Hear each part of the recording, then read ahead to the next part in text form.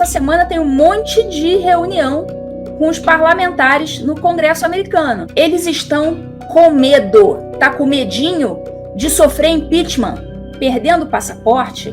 Isso vai ser um escândalo aqui. Os agentes lá já vão estar com uma ordem lá secreta e já vão apreender.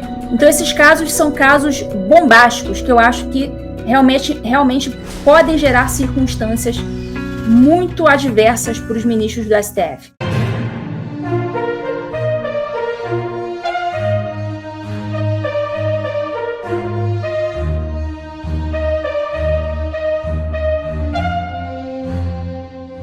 Senador Girão vai pedir impeachment do Procurador-Geral da República. Isso mesmo.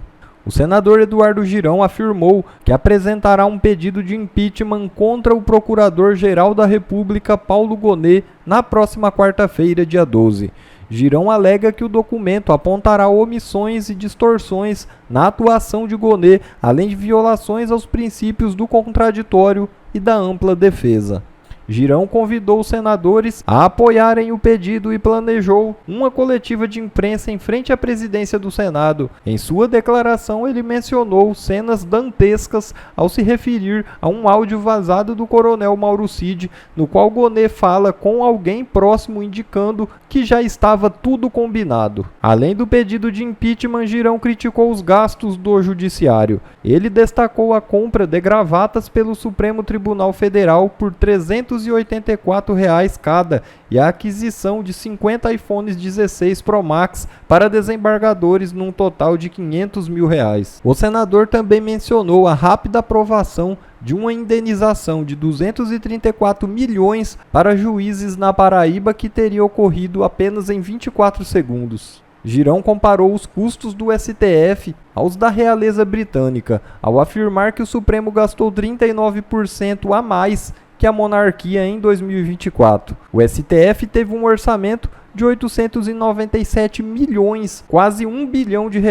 Com o objetivo de mobilizar a população, Girão convocou manifestações para o dia 16 de março. Em várias cidades do Brasil, ele enfatizou que protestos devem ser pacíficos para que os cidadãos expressem suas insatisfações com o governo e com o judiciário. Por falar em judiciário, Barroso se pronunciou e, em sua insistência de interferir em outros poderes, elogiou o governador Tarcísio de Freitas por ter sucumbido à pressão do STF de colocar câmeras de monitoramento na PM de São Paulo. No tocante às câmeras corporais, eu acho que todas as pesquisas documentam que ela melhora a segurança pública, diminui a letalidade policial, protege os bons policiais. E aqui faço um registro em elogio público ao governador do estado de São Paulo, que se convenceu desses argumentos e está implementando esse modelo em São Paulo, que eu acho que é extremamente positivo. Como podem ver, o STF não cansa de invadir competências de outros poderes, impondo decisões que deveriam ser debatidas localmente. Bom, pessoal, o STF, a meu ver, entrou numa espiral de desespero. Eles precisam ser queridos de qualquer forma. Eles precisam do aplauso do público, que eles já não têm há muito tempo, só daquela meia dúzia de baba-ovo. Eles resolveram, pressionar os órgãos para que os defendam. O próprio Alexandre de Moraes também agora, ele, além de vítima, juiz, promotor, investigador, agora ele também é diplomata, como vocês sabem, né? O Alexandre de Moraes agora virou diplomata, ajudou lá na notinha do Itamaraty, como vocês já estão sabendo. Então ele está naquele desespero de façam alguma coisa para me tirar desse imbróglio, façam alguma coisa para me tirar daqui. E deve ser muito triste, agora ele deve estar sentindo na pele, né? Então parece que a notinha do Itamaraty teve o dedinho lá do Alexandre de Moraes. E, enfim, é isso que eles têm para te oferecer, Moraes, uma notinha de repúdio. Durma-se com um barulho desse. O dos outros é refresco, né? Eu tô adorando. Vamos mudar de assunto agora?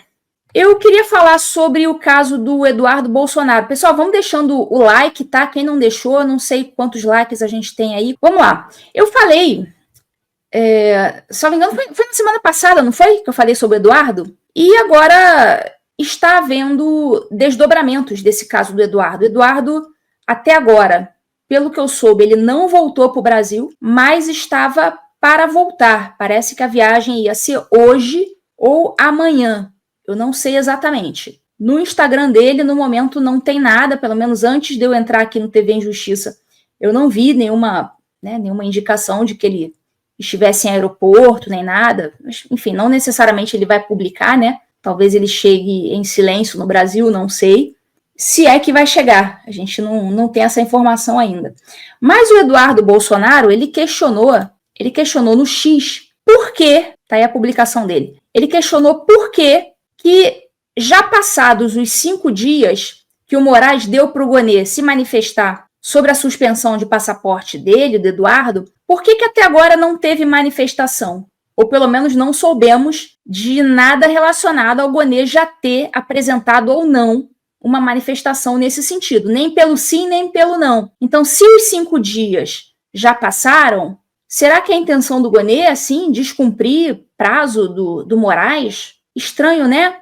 Aí o Eduardo colocou no X. É impressão minha ou já se passaram os 5 dias que o Moraes deu de prazo para o PGR responder se o regime vai ou não apreender meu passaporte? Estranho. O que eles estão esperando? Pois eu não posso acreditar que o PGR está desrespeitando um prazo do Todo-Poderoso. Concordam? Aí embaixo ele colocou a matéria dizendo que o Moraes encaminhou ao PGR pedido de análise da retenção do passaporte de Eduardo Bolsonaro e deu prazo de 5 dias. Claro, pessoal, aí você me pergunta a minha opinião. Eu vou dar a minha opinião, tá? Agora é uma opinião minha. Para mim, eles não vão dar uma decisão agora, a não ser que a decisão fosse de negativa, de se negar a reter o passaporte. Ah, não, tá tudo bem, ele não fez nada, vamos deixá-lo com o passaporte. Porém, se a decisão já está tomada e for uma decisão de retenção do passaporte do Eduardo, por que eles dariam essa decisão agora, enquanto ele está no exterior? Porque, veja bem, Eduardo está aqui nos Estados Unidos. Aí aparece uma decisão, enquanto ele está aqui nos Estados Unidos, vem uma decisão dizendo assim, confisque-se o passaporte de Eduardo Bolsonaro. Se vier uma decisão com esse teor e o Eduardo estiver nos Estados Unidos, ele vai se sentir muito mais tentado a permanecer em solo americano. Ele vai pensar, opa, peraí, eles já vão confiscar meu passaporte, então eu vou ficar por aqui mesmo. Ele se sentiria mais impelido a permanecer em solo americano. Então, assim, pensa, se você é o Eduardo, você está aqui nos Estados Unidos, aí chega a decisão dizendo que assim que ele pisar em solo brasileiro, confisque-se o passaporte. Você voltaria ou você não voltaria? Assim, pode ser que ele volte e que ele já esteja contando com isso e tudo mais. Mas aí, né, você daria o ensejo para que a pessoa ficasse em solo americano fazendo maior estrago por aqui. Porque, de fato, o Eduardo faz o maior estrago no sistema aqui, porque ele se dá com os deputados, se dá com os senadores, se dá com o filho do Trump, é querido pelo próprio Trump. Então, para eles é ruim o Eduardo fazendo esse trabalho internacional aqui. Então, se a intenção for reter o passaporte, de fato, se eu fosse, né, o Gonê ou Alexandre de Moraes querendo ferrar o Eduardo, o que eu faria nesse caso? Pensando com a cabeça deles. Ah, eu vou esperar o cara voltar. Vou esperar o cara voltar. Quando ele pisar no aeroporto, aí os agentes lá da PF já vão estar com uma ordem lá secreta e já vão apreender. E o cara não fica mais fazendo viagenzinha para os Estados Unidos, incomodando a gente. E você vê que não adianta muita coisa. Porque assim que o Eduardo, se ele voltar, assim que ele voltar, perdendo o passaporte, isso vai ser um escândalo aqui. E os deputados e senadores amigos dele provavelmente vão tomar uma providência e vão ficar com mais raiva ainda da ditadura brasileira. Porque isso é inaceitável. Você confiscar o passaporte de um deputado que está fazendo o seu trabalho e sem que ele tenha praticado crime nenhum. Então, não sabemos o que o Eduardo vai resolver. Ele, em princípio, eu tinha visto um comentário dele na semana passada, dizendo que, né, a luta no exterior é uma luta que vale a pena, não sei o quê. Eu pensei, opa, será que ele está pensando em ficar? Aliás, o Paulo Figueiredo está fazendo a maior campanha para que ele fique. O Paulo Figueiredo até falou em um tweet, olha, Eduardo, se eu fosse você, eu não voltava para o Brasil, não. Aliás, essa semana tem um monte de reunião com os parlamentares no Congresso americano. O Paulo Figueiredo, vocês sabem, ele tem o maior mérito nisso.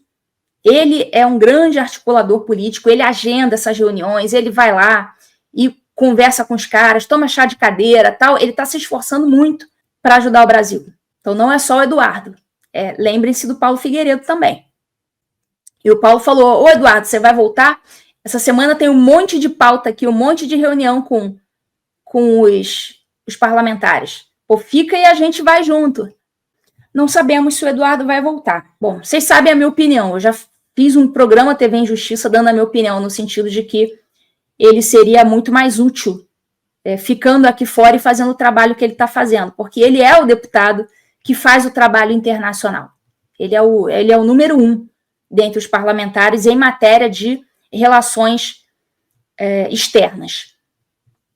Bom, como eu falei para vocês, o Paulo falou que tem muitas agendas essa semana, e eu, inclusive, agora aqui falar para vocês em primeira mão, eu mandei tem nem 24 horas que eu enviei o meu testemunho para o Congresso dos Estados Unidos. Então, ele já tem lá o que aconteceu comigo, e com isso eu engrosso aí o coro contra a ditadura que está acontecendo no Brasil. Então, estou dando aí a minha contribuição aqui nos Estados Unidos. Já está com eles, né, o meu relato, os documentos, eu fiz um relato bem organizado para eles entenderem exatamente o que aconteceu e narrando especificamente o meu caso. Então, é isso. Bom, então, essa é a minha opinião. Eduardo não deveria voltar, mas acho que ele vai voltar. Bom, é uma pena. É uma pena porque, ao que tudo indica, ele vai perder o passaporte. Como vocês viram, né, os ministros estão muito preocupados, inclusive, não só com o trabalho do Eduardo aqui fora, mas também com o trabalho dele como presidente da Comissão de Segurança, de Relações Exteriores, não sei se o nome é esse, mas é esse o sentido lá da comissão. E também tem uma outra coisa, o Eduardo, ele é um fortíssimo candidato ao Senado em 2026. Então, talvez essa suspensão de passaporte seja uma primeira medida. Talvez a medida visada seja torná-lo inelegível por qualquer motivo. Ah, mas Ludmila, ele não tem motivo. Eu sei que ele não tem motivo nenhum para ser inelegível. Mas os ministros do STF sabem que o Eduardo, se candidatar ao Senado, ele vai ser eleito. Simples assim. Vai ser eleito. Se não o mais votado do Brasil.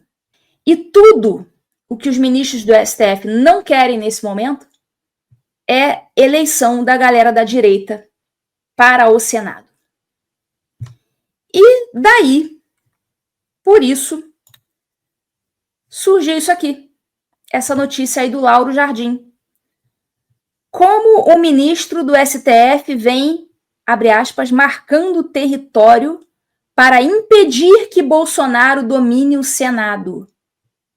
E o mais engraçado, o Lauro Jardim, é que você não questiona em nenhum momento a completa impropriedade em um ministro do STF dar telefonemas para governadores, para políticos, sugerindo que eles se candidatem. Porque eles estão com medinho do que pode acontecer em 2027, ano em que aqueles que forem eleitos em 2026 tomarão posse. Então vai ter eleição em 2026 e esses que forem eleitos em 2026 tomarão posse em 2027. E aí, a perspectiva é que tenhamos 2/3 do Senado contrários, 2/3 contrários à atual composição do STF. E com isso, o impeachment vai se tornar algo concreto. Ou seja, eles estão com medo. Deve ser muito difícil viver nessa situação, né? Com medinho ali, tá tendo que dar seus pulos, passar a mão no telefone e ligar para governador sugerindo que se candidate ao Senado porque tá com medinho de sofrer impeachment. Que situação precária deles, né? Você precisar fazer isso. Imagina viver assim, né? Que fase. Então, para o impeachment, é necessário que haja 2/3 do Senado, e tudo indica que a direita, agora vou botar na condicional, se as maquininhas mágicas funcionarem normalmente, se tudo rolar normalmente, tudo indica que a direita vai ter, inclusive em alguns estados, vai fazer os 2 senadores. Então, com isso, essa matéria indica que há ministro ou ministros, não sabemos, e ele também não indicou quem era, fazendo contatos políticos, tentando influenciar na composição do legislativo para evitar o seu próprio impeachment. E isso, senhores, obviamente, se trata de crime de responsabilidade. Lei 1079 de 1950. Aqui. Dos ministros do STF, artigo 39, são crimes de responsabilidade dos ministros do STF. Número 3, exercer atividade político-partidária. Imagina você, em pleno mandato de ministro do STF, em pleno, né, durante né, o exercício das suas funções, até porque é vitalício, né, só com a sua aposentadoria, só lá para os 75 anos que essa galera sai, né? Imagina você, durante o exercício, né, do seu cargo de ministro do STF, você passar a mão no telefone e ligar para governadores falando, olha, fulano, poxa, concorre aí, meu amigo, concorre aí porque eu tô com medo de sofrer impeachment. Crime de responsabilidade. É óbvio que eles não podem fazer isso. E, aliás, é claro que eles só devem ter passado a mão no telefone para ligar para aqueles em que eles confiam, né? Mas se algum desses governadores contatados botar a boca no trombone e dizer, olha, recebi ligação do ministro tal, tá aí mais um motivo para impeachment. É que eu duvido que algum governador vá botar a boca no trombone. Eu duvido. Mas isso, né, caso acontecesse, hipoteticamente falando, caso acontecesse, seria mais um motivo. Mas eu duvido que esse tipo de testemunha apareça. Aí vem o Alcolumbre. E olha, Alcolumbre descarta impeachment de ministro e diz que Senado não é órgão de correição do STF. Alcolumbre, deixa eu te explicar uma coisa. Sim, o Senado é o órgão de correição do STF. Foi mal te corrigir, Alcolumbre. Como que o presidente do Senado não sabe uma das suas principais atribuições? O STF é o órgão de correição do STF. Quem julga ministros do STF por crimes de responsabilidade é o Senado. Nenhum órgão a mais. Então, é sim, Alcolumbre. É órgão de correição do Senado. E você que não sabe das suas atribuições, ou o que eu acho, finge não saber. Você sabe que é. Eu duvido que você não saiba. Claro que é. E o inteligentão ainda manda essa. Durante a entrevista à Rede TV, Alcolumbre também criticou a lei do impeachment, sancionada em 1950. O presidente afirmou que a legislação é da época da ditadura militar. 1950? Ditadura militar? E disse que a norma precisa ser atualizada. Olha o padrão, a categoria do nosso presidente do Senado, dizendo que uma lei de 1950 é uma lei da ditadura militar. 1950, gente. O presidente era o Dutra, eleito, presidente eleito.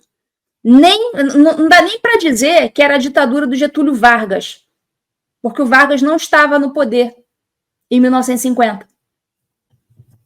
Presidente Eurico Gaspar Dutra, eleito. Não havia ditadura nessa época. Então tá lá, esse é o nível, pessoal, esse é o nível do presidente do Senado. Esse é o nível. Bom, pessoal, esse foi mais um vídeo. Eu espero que vocês tenham gostado. Se vocês gostaram, deixa o like aqui para fortalecer nosso canal. Logo eu volto trazendo mais informações da política para vocês. Um forte abraço, fiquem todos com Deus e até a próxima.